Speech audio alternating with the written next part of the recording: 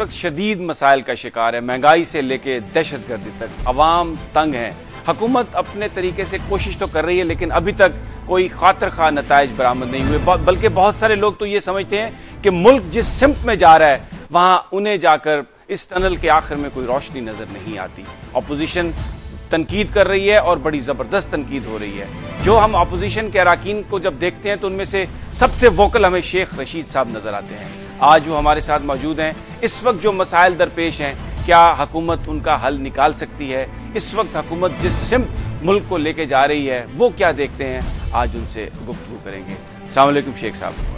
शेख साहब, सबसे पहले तो मैं आपका कमेंट चाहूंगा, ये जो अभी बिजली की कीमतों में बेपनाह इजाफा हुआ है जिससे अपोजिशन भी सरापा एहतजाज है, सुप्रीम कोर्ट ने भी इसका नोटिस लिया है, लेकिन मेरा सवाल आपसे ये है कि जो इस वक्त बिजली के मामले पर जो लागत में और उसकी फरोख्त में फर्क है, अगर हुकूमत नर्ख ना बढ़ाए तो क्या करेगी? देखें, ये शौक, पहले तो ये बताएं कौन सी हुकूमत, कैसी हुकूमत? इनको पता है कि 20 रुपए का नोट क्या होता है? इनको पता है कि 10 रुपए का नोट क्या होता है? ये शहनशाहियत है, ये खानदान की हुकूमत है, फैमिली ओरिएंटेड गवर्नमेंट। और आप महंगाई की बात कर रहे हैं, किसने महंगाई? स्टेट बैंक ने डॉलर क्यों नहीं बताता? स्टेट बैंक का गवर्नर के डॉलर किस तरह बढ़े हैं? क्या किसी ने पूछा है कि IMF से 2 दफा जो कर्जे मिले हैं वो इनकी सलाहियतों की वजह से मिले हैं? हमारे नंबर ऑफ पीपल की वजह से मिले हैं कि ये 19 करोड़ का मुल्क है, इसके जोग्राफिया की वजह से मिले हैं। क्या इनको एहसास है कि आटे की बोरी कितने की है? क्या इनको एहसास है कि घी का टीन कितने का है? क्या इनको एहसास है कि बिजली के निरख, ये तो कहेंगे फर्नेस ऑयल से जलता है। क्या इंडिया में उनने जो 3 रुपए कम किया पेट्रोल की कीमत, इसका मतलब है उसने तकरीबन 7 रुपए कम किया अगर करेंसी वाइज देखें पाकिस्तान की। ये इनको कोई फिक्र नहीं है, कोई इस मुल्क में अपोजिशन नहीं है, कोई। मैं चैलेंज करके जा रहा हूं कि ये अपने मुलाजम को नैब का चेयरमैन लगाएंगे। मैं टॉप स्टोरी पे कह के जा रहा हूं। और जो लोग ये समझ रहे हैं कि ये हुकूमत 2/3 अक्सरियत से आई है, मैंने जनाब नवाज शरीफ साहब की मौजूदगी में अर्ज की थी कि आपको 2/3 अक्सरियत हमेशा ले डूबती है। इस तरह नहीं हुकूमतें चल सकती, इस तरह नहीं हुकूमतें चल सकती, इस तरह नहीं अवाम। लेकिन फिर किस तरह चलेगी? देखें, ये सवाल कि ये किस तरह चलेगी, उनको दर्द नहीं है, इनको फिक्र नहीं है, इनका ये कहां गए इनके डायलॉग सारे? वो लोग शर्मिंदा हैं जिन्होंने नून को वोट दिए। वो लोग, आप यकीन जाने, मुझे SMS करते हैं कि शेख साहब जो आप कहते थे वो दुरुस्त निकला, जो हम सोच। लेकिन नवाज शरीफ से बढ़कर जो कुछ इन्होंने कहा कि हम घसीटेंगे, शहबाज साहब ने कहा पेट चाक करके इनसे हराम की कमाई निकालेंगे, हम इनको रस्सी डाल के घसीटेंगे, अवाम का पैसा नहीं खाने देंगे। कहां गए जी ये सारी बातें? कहां कोई है? आज 120 दिन हो गए हैं नैब का चेयरमैन, कल भी आप देख लेंगे ये जाती मुलाजम। देखें, इस मुल्क में ब्यूरोक्रेट्स भी वो मुयस्सर हो जाते हैं जो शाह के गुलाम हो। इस मुल्क में सियासतदान भी टिकट की खातर वो रवैया अख्तियार करता है कि आगे बोल ही ना सके। ये बात आपकी दुरुस्त है। ये जो नैब का मामला है, इस पर तो मैं आता हूं बाद में आपके पास, लेकिन ये तो दुरुस्त है कि अवाम परेशान है, तनकीद भी हो रही है, लेकिन तनकीद करने वाले कुछ वे आउट भी तो सजेस्ट क्या आप समझते हैं कि नवाज शरीफ साहब को एहसास नहीं है? 120 दिन में देखें, अगर 20 दिन भी इस्लामाबाद में बैठे हों, 30 दिन भी बैठे हों, आधे मसले हल हो जाएं। 15 एम्बेसडर खाली पड़ी हैं सीटें, PIA खाली पड़ा है, चुन के अपने बंदे लाएंगे, रेलवे खाली पड़ी है, स्टील मिल खाली पड़ी है, NICL खाली पड़ा है, इलेक्शन कमीशन खाली पड़ा है। सिर्फ चंद लोगों की ख्वाहिशों पर खबरें बनाई जा रही हैं। और ये खबरों की और फीलिंग की, क्या मिला इनको इंडिया में से? क्या लेके आए? इन बड़ा जबरदस्त इस्तकबाल हुआ जब उतरे, लोगों ने बड़े शादियाने बजाए, जनाब बड़ा कमाल कर दिया आपने। किया क्या आपने?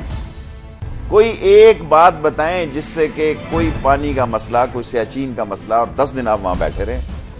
जहाज आपका अपना था, आप तकरीर करते वापस आ जाते। भाई, इस मुल्क में बड़ी अशद जरूरत है कि नवाज शरीफ इस्लामाबाद में बैठे, और जहां बैठे हुए हैं आपने हुकूमतें बनाई हैं, जल्जले आए हुए हैं, अभी तक आप हुकूमत नहीं फॉर्म कर सके। अभी तक जिस सूबे में आपने हुकूमत नहीं फॉर्म की है, और हर जगह प्लानिंग करके अपने बंदे छोड़े हुए हैं, चीफ सेक्रेटरी अपने हैं, IGs अपने हैं, और वो लोग कह भेजे गए हैं जिनको लॉयल्टी की बुनियाद पर भेजा गया, क्वालिटी की बुनियाद पर नहीं भेजा गया। ये नहीं कि उनमें बहुत बड़ी शाहाना खूबियां थी, उनकी बड़ी खूबी ये थी कि वो शहनशाह अकबर के साथ आप ये बार बार शहनशाहियत की बात करते हैं और आप मुझे बताएं, आप मुझे बताएं क्या है इस कैबिनेट में? नहीं, लेकिन शेख साहब ये गवर्नमेंट तो वोटों से बनी है, इलेक्टेड गवर्नमेंट है, इसका तो लोगों ने इनको चुना है। अच्छा, तसल्ली रखें। अब लोग जो हैं वो जिन्होंने वोट दिए अब चीखे ना मारें, अब चिल्लाएं नहीं, अब धाड़े ना मारें कि बिजली का बिल कैसे अदा करेंगे, अब वावेला नहीं करें। आपने वोटें दी हैं, भुगते हैं, साल 1.5 साल तो भुगते हैं कम से कम। तो आपको पता लगे कि उस वक्त तो आप जनाब अली, क्या अर्ज करूं आपसे, उस वक्त तो इनको कोई बात सुझाई नहीं देती। उन हुक्मरानों ने जिस इस मुल्क की मईशत में आम आदमी को कोई हक नहीं दिया, अगर आपने तीसरी बार उनको वोट दिए ना तो अब आप जरा सब्र करें, cool, be cool, relax, enjoy the votes, enjoy the government, ताकि आपको भी पता लगे। गरीब आदमी की तो हालात बड़े खराब है। अच्छा, ये बयान कीजिए, इस वक्त ये नजर आ रहा है तहरीक इंसाफ ने भी कहा है कि वो एहतजाज करेंगे, पीपल्स पार्टी भी कह रही है एहतजाज करेंगे। ये कोई वाकई हुकूमत को मजबूर कर सकते हैं प्राइसेस वापस लेने? कोई मजबूर नहीं कर सकते। असेंबली डिबेटिंग क्लब बनी हुई है, लीडर ऑफ अपोजिशन और गवर्नमेंट रूलिंग पार्टी एक है। इस मुल्क में जरूरत पैदा होगी एक कम्युनिस्ट पार्टी की। खुदा मुझे मेरे गुनाह को माफ करे, सारी जिंदगी मैंने दीन और इस्लाम का साथ दिया, लेकिन मैं इस नतीजे में निकला हूं, इस नतीजे पे पहुंच गया हूं। सारी जिंदगी मैंने काला काला रसूलुल्लाह का अलम बुलंद रखी है, उलमा का साथ दिया है। मैं इस नतीजे पर पहुंचा कि लोग इस्लाम की बजाय इस्लामाबाद में दिलचस्पी रखते हैं। अच्छा, ये आपने बड़ी एक इंपॉर्टेंट बात कही है कि कम्युनिस्ट पार्टी इसमें बननी चाहिए, तो कौन इसमें पहल कौन करेगा? गरीब ही करेंगे जी, और गरीब ही धक्के खा रहे हैं। देखें, माशी बुनियाद, मैं ये नहीं कहता कि इस्लाम से हट जाएं आप। मैं सारी जिंदगी के इस पहलू पे आके पहली दफा जिंदगी में ये बात की है, क्योंकि इस मुल्क में माशी निजाम की जो बात करता है वो खुद बहुत बड़ा डाकू है, वो टैक्स चोर है। देखिए, आप मिलने पे मिलने लगाए जा रहे हैं, गरीब के जॉब्स पे आपने पाबंदी लगाई हुई है। 20 लाख नौजवान गरीब को कहते हैं लल्ला तू लैपटॉप, तेरी यही औकात है, लल्ला हेडफोन तू सुन जाके घर में रात को गाने। फिक्री सोच हमारी खत्म की जा रही है। हम इस मुल्क में जो लोग, नए लोग जो असल इस मुल्क के वारिस हैं, जिन्होंने इस मुल्क को आगे लेके जाना, बाकी तो देखें एक्सपायरी डेट के लीडर हैं। इलेक्शन कमीशन था over 80, president over 80, adviser to foreign office over 80 है जी, और बाकी सब बस छोड़ दें और सवाल करें, मेरे मुंह से कुछ और निकलने लगा। शेख साहब हमारे साथ ही रहिए। नाजरीन, शेख रशीद साहब से गुफ्तगू का सिलसिला जारी है। बड़ी अहम बात उन्होंने कही कि इस वक्त जो माशी निज़ाम है वो लोगों को डिलीवर नहीं कर रहा, हुक्मरान जो हैं उनकी तरजीहात नहीं है लोगों के मसाइल को हल करना, और उनका यह ख्याल है कि मुआशी मसले हल करने के लिए हो सकता है कोई कम्युनिस्ट पार्टी भी वजूद में आ जाए। गुफ्तगू का सिलसिला जारी है, लेते हैं एक ब्रेक, और ब्रेक के बाद शेख साहब से ये पूछेंगे कि इस वक्त जो मज़ाकराती प्रोसेस है तालिबान के साथ वो किस रुख जा रहा है। एक मुख्तसर सी ब्रेक के बाद।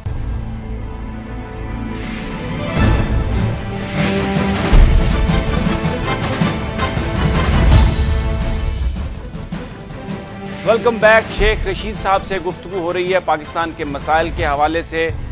शेख साहब, ये जो बयान कीजिए, जो मज़ाकराती अमल है तालिबान के साथ, ये कहा कि मज़ाकरात किए जाएंगे, तहरीक इंसाफ कहती है कि APC के बाद हमसे किसी ने राब्ता नहीं किया, हुकूमत कहती है कि अमल जारी है। तालिबान खाम खाम मार रहे हैं धमाकों से, खाम खाम मार रहे हैं गन फायर से। हम ये सारे लोग हुक्मरान ही मारने जा रहे हैं, बिजली के बिलों से, सुई गैस से, महंगाई से। हमें ये सिसक वो तो जो मर रहा है वो जान उसकी सुखी हो रही है।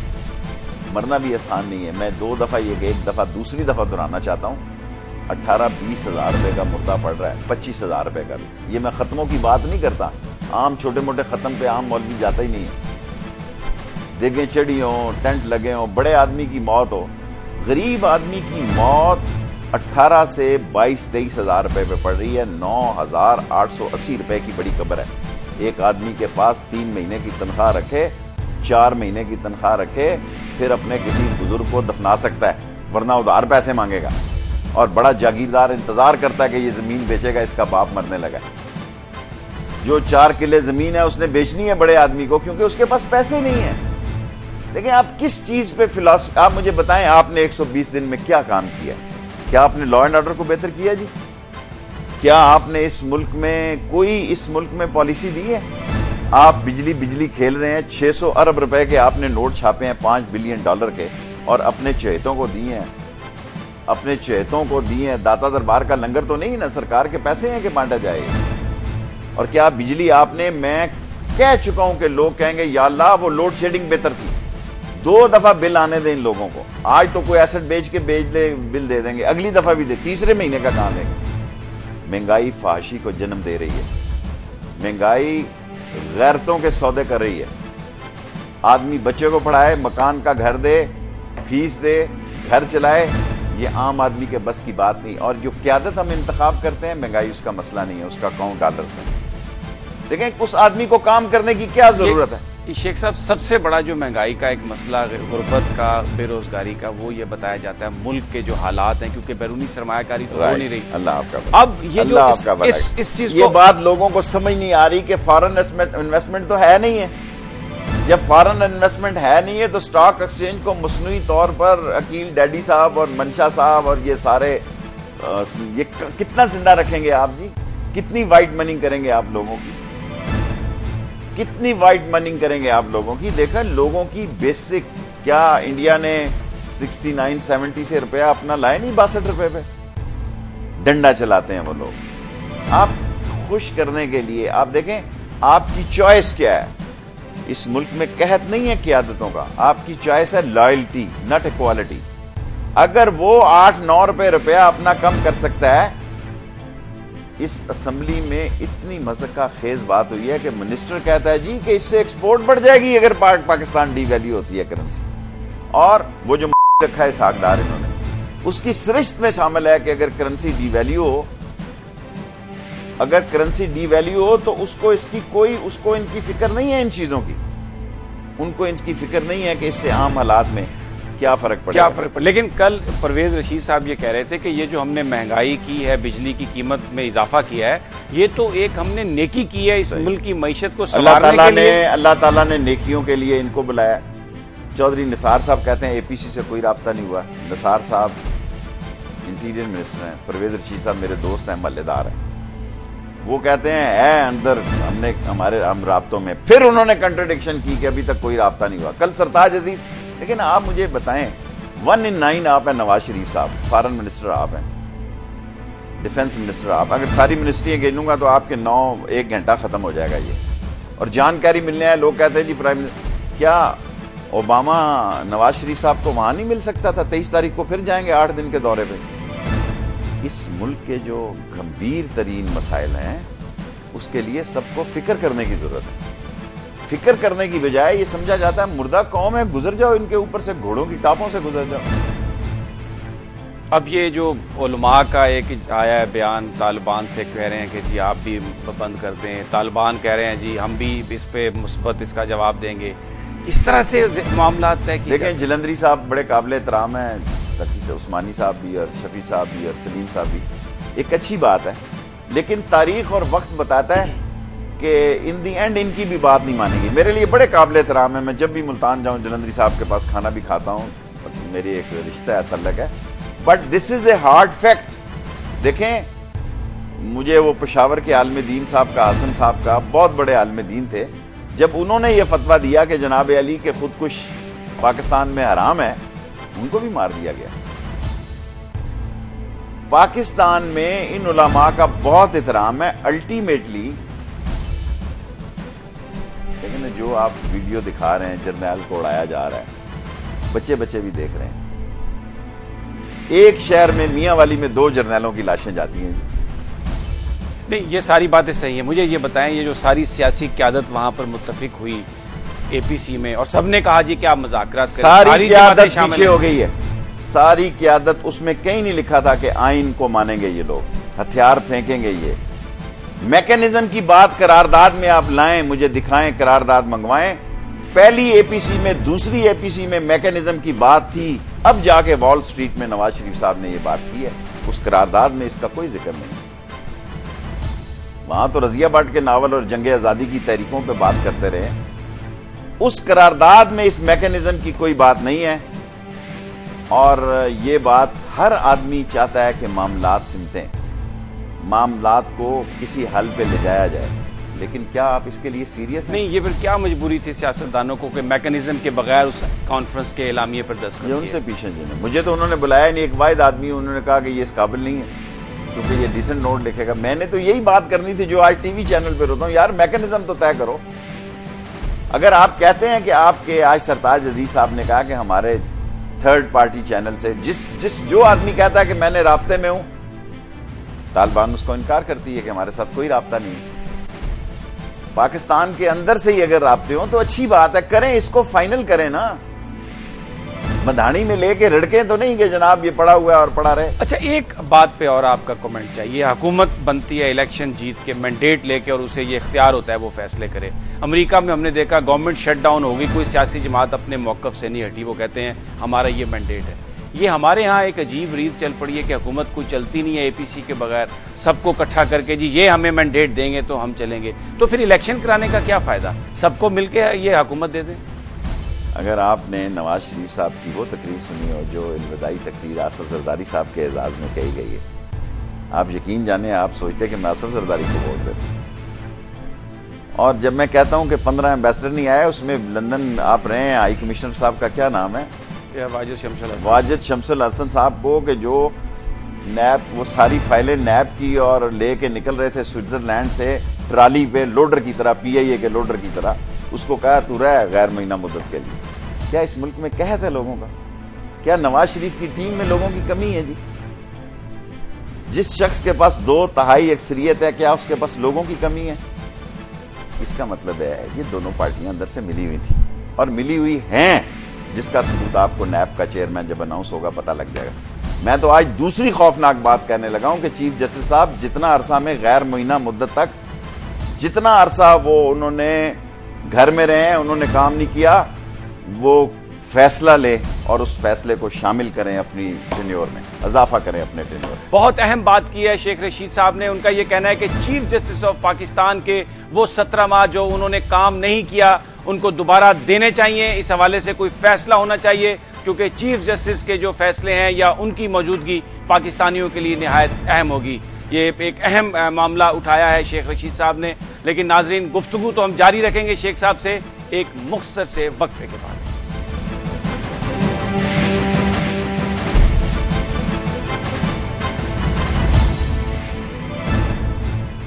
Welcome back. शेख रशीद साहब से बात हो रही है पाकिस्तान के मसाइल के हवाले से, अपोजिशन की जो हुकूमत पर तनकीद है उसके हवाले से। ब्रेक पर जाने से पहले शेख साहब ने एक बहुत अहम मामला उठाया। उनका ये कहना था कि chief justice of Pakistan Chaudhry Iftikhar को वो 17 महीने मिलने चाहिए, उनको 17 महीने मजीद काम की इजाज़त मिलनी चाहिए। ये वो 17 महीने थे जो उनको बतौर चीफ जस्टिस काम नहीं करने की दिया गया था और वो घर बैठे रहे थे।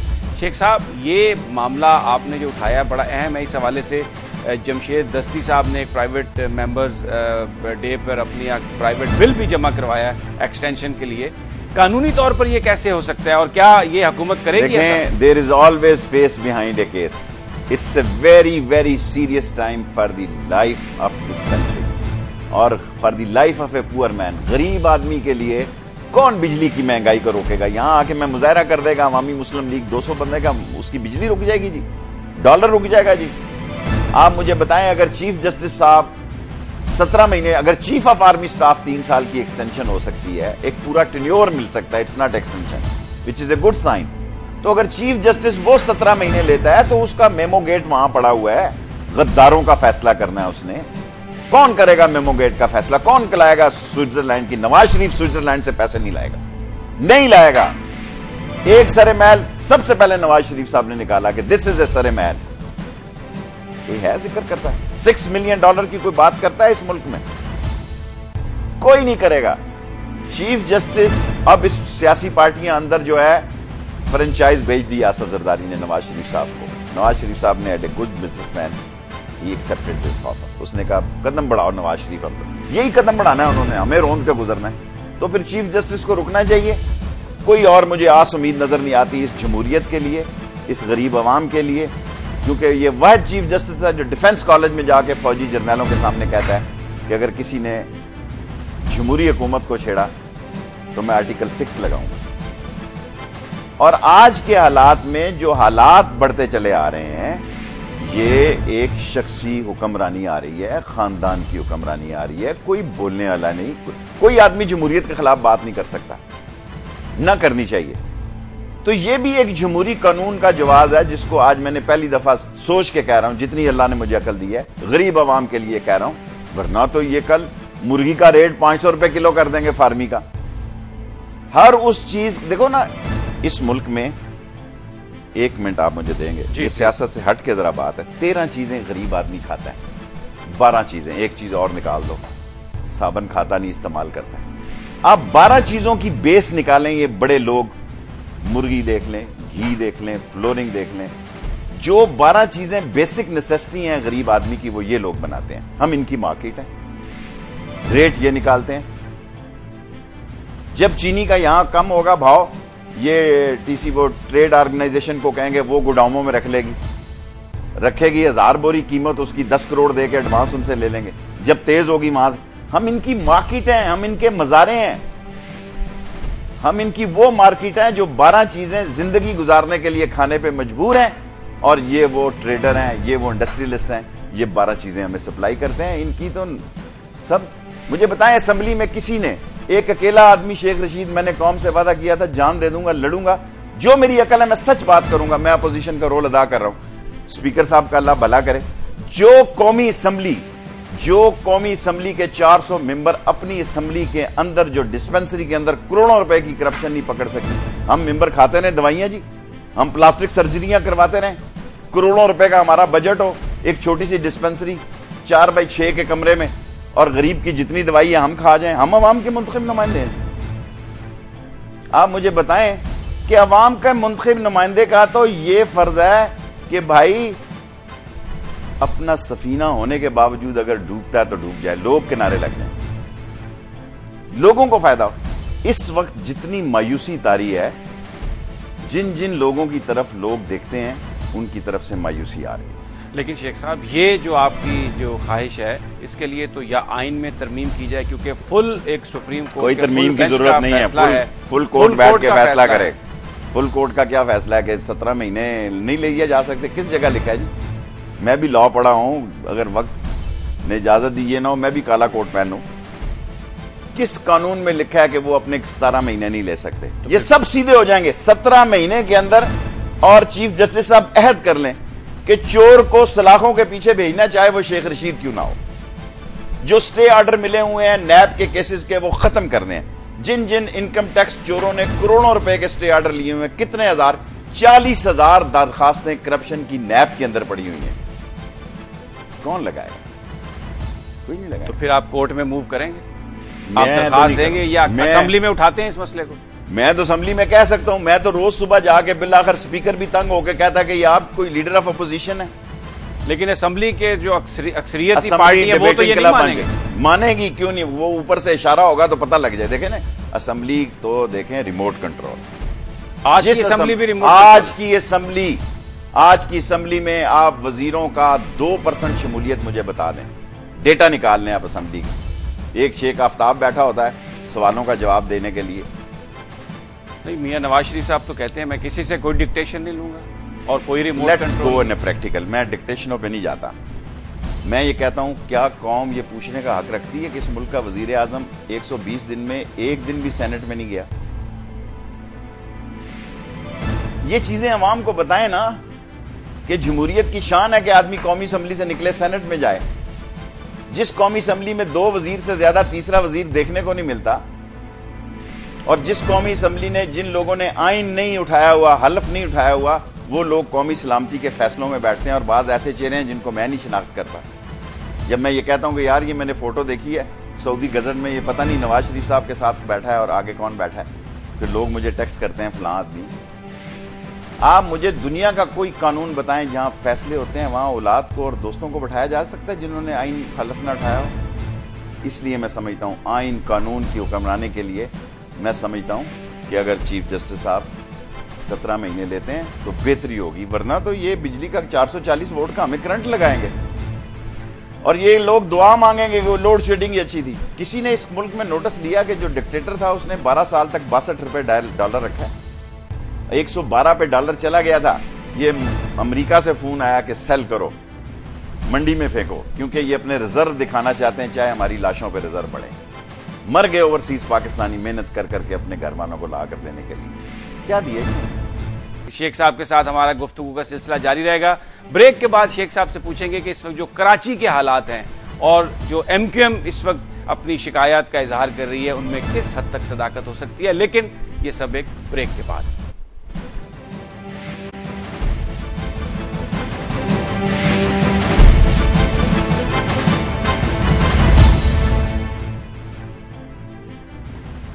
Welcome back. शेख रशीद साहब से कराची के हवाले से अब गुफ्तगू का आगाज करेंगे।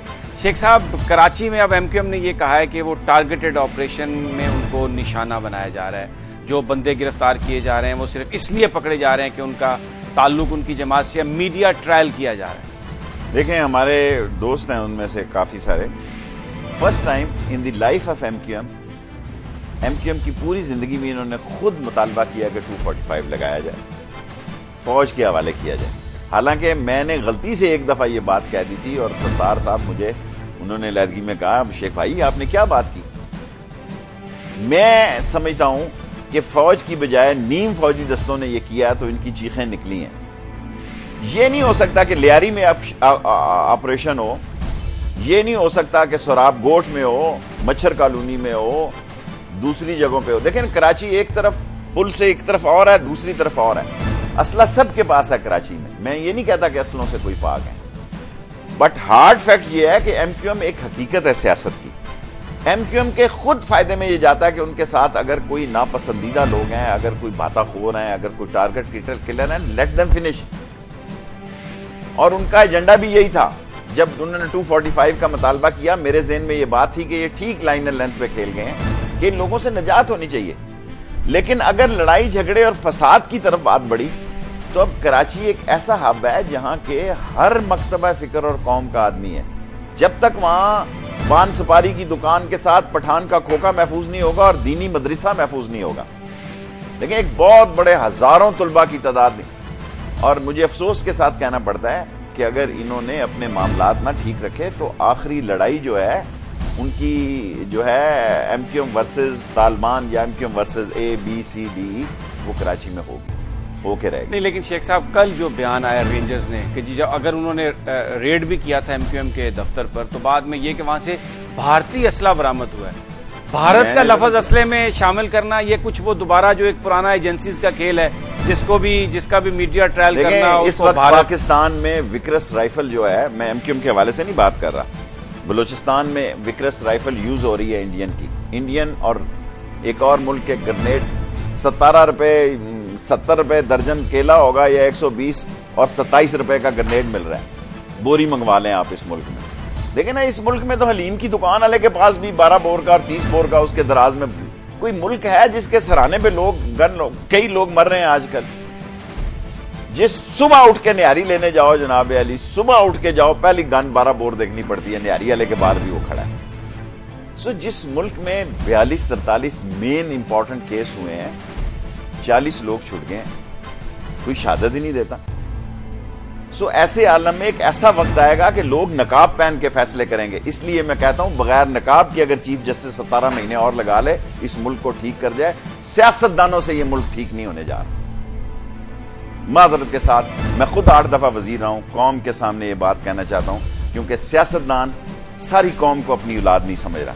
सियासतदान सारे ब्यूरोक्रेट्स को अपना ब्यूरोक्रेट। लेकिन शेख साहब, अगर हम जो डिक्टेटर्स हैं उनका भी दौर देखें, ये जो अब जिस बर्बादी में हम पड़े हुए हैं वो तो 80 की दिहाई में उस वक्त शुरू हुई। ये कहता है जब जिस वक्त ज़ियाउल हक थे। मेरी गुजारिश सुने, ज़ियाउल हक, माफ करना बड़ी गलत बात कह दूंगा, बाज लोगों ने यूनिफॉर्म ऊपर पहनी होती है फौजियों ने, बाज लोगों ने नीचे पहनी होती है। अब तो टाई वाले हो गई हैं। इस मुल्क में जितना सियासतदान पैदा किया है, डिक्टेटरों ने पैदा किया है। गरीब के घर से कोई सियासतदान नहीं पैदा हुआ, गली मोहल्ले से कोई सियासतदान नहीं पैदा हुआ। अगर हम गलती से काउंसलर से शुरू हुए हैं और यहां तक पहुंचे हैं तो लोग हमें समझते हैं कि यार ये तो इनका काम ही है। यहां लोग देखते हैं ये बातें मैं जितनी मर्जी करूं, इन दी एंड लोग फिर बड़ी गाड़ी के पीछे जाते हैं, इन दी एंड वो ब्लेड मारता है बोरियों को। हम भी तो बिकाऊ माल है ना। जब शेख रशीद भी बिकाऊ माल होगा तो आदमी किस तरफ जाएगा? हर चीज यहां बिकती है।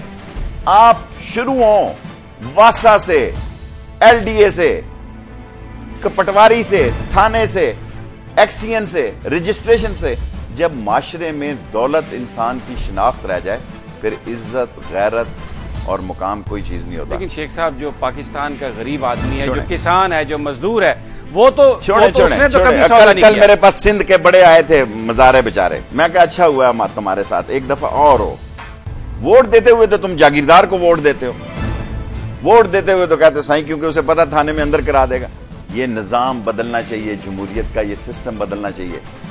ये लोग कहते थे चेहरे बदलेंगे, इन्ना लिल्लाह व इन्ना इलैहि। ये चेहरे तो चेहरे की दूर है। मेरे से पहली असेंबली के लोग भी आए हुए हैं। मैं समझता था कि मैं 7वीं 8वीं दफा, एक दफा मैं हारा भी हूं, शायद मैं सीनियर मोस्ट हूं।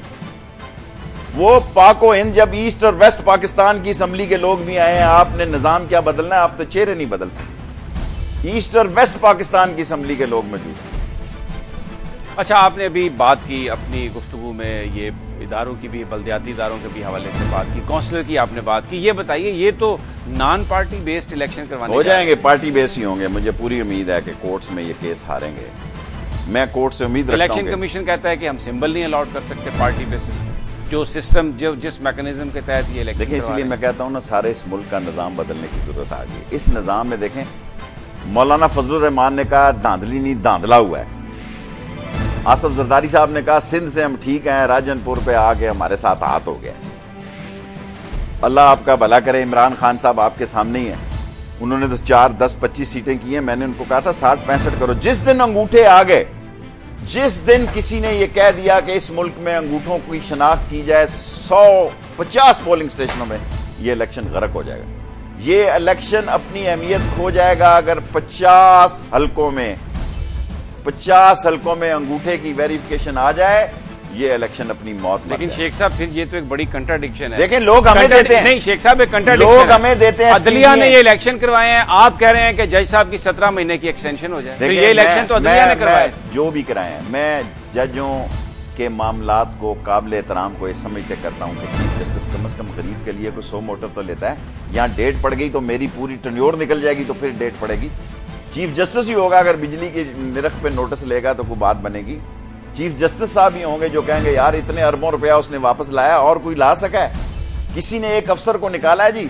आज अगर शेख रशीद सस्पेंड हो जाए नौकरी से, उसकी गाड़ी नहीं जाती, उसका घर नहीं जाता, वो कंटिन्यू करेगा सस्पेंशन में भी। अच्छा, वक्त कम है, एक हमें जवाब दें कि ये बताइए कि जब 23 अक्टूबर को सदर ओबामा से मिलेंगे नवाज शरीफ, तो एजेंडा क्या होगा, क्या मांगेंगे उनसे? देखिए, मैं 4 दफा मुशर्रफ के साथ भी गया हूं, जमाली साहब के साथ भी गया हूं। क्या एजेंडा होगा हमारा? भीख मांगने वालों का क्या एजेंडा होता है जी? हमने कशकोल को और बड़ा करना है। जमहूरियत के नाम पर हमें पैसे, देखें ना, हर आदमी कोई अल्लाह के नाम पे मांगता है, कोई बीमारी के नाम पे मांगता है, कोई बुजुर्गों के नाम पे मांगता है, कोई मज़ारों के नाम पे मांगता है। हम जो है जमहूरियत के नाम पे मांगते हैं। दे जा बाबा जमहूरियत के नाम पे, दे जा बाबा जमहूरियत के नाम पे। और इन दी एंड ओबामा ने क्या कहना है कि मैं इंडिया के साथ आपके मुज़ाकरात करा दूंगा जी। और इंडिया ने क्या कहना, जनाब अली, अमेरिका वहां से जा रहा है जी। आज टॉप स्टोरी में याद रख लें कि अमेरिका नहीं जा रहा अफगानिस्तान से। वो 15 से 18 से 25 हजार फौजी और 5, 4, 3 बेसेस जरूर रखेगा, और टास्क फोर्स के रखेगा। और ये ड्रोन हमले बंद करवाएंगे जी। ये मुंह और मसूर की दाल कभी नहीं करा सकते। बहुत बहुत शुक्रिया शेख साहब। शेख साहब का ये कहना है कि इस वक्त जो निज़ाम है, माशी निज़ाम, वो पाकिस्तान के गरीब आवाम के मसाइल नहीं हल कर रहा। निज़ाम को तब्दील करने की ज़रूरत है, और यकीनन ये तब्दीली आवाम ही लेके आएंगे। लेकिन एक बहुत इंपॉर्टेंट बात कही उन्होंने कि chief justice of Pakistan Iftikhar Chaudhry के वो 17 माह जो उन्हें काम नहीं करने दिया गया था, ये बहुत ज़रूरी है कि उन्हें वो 17 माह दिए जाएं, क्योंकि इस वक्त मुल्क एक नाजुक मरहले से गुजर रहा है, और इस वक्त जो जिस किस्म के फैसले आ रहे हैं उनको रोकने के लिए चीफ जस्टिस ऑफ पाकिस्तान का होना निहायत ज़रूरी है। नाज़रीन, ये था आज का प्रोग्राम। कल फिर आपसे मुलाकात होगी टॉप स्टोरी में नई खबरों और नए एनालिसिस के साथ। तब तक अपना, अपने साथियों का ख्याल रखिएगा। अल्लाह हाफ़िज़।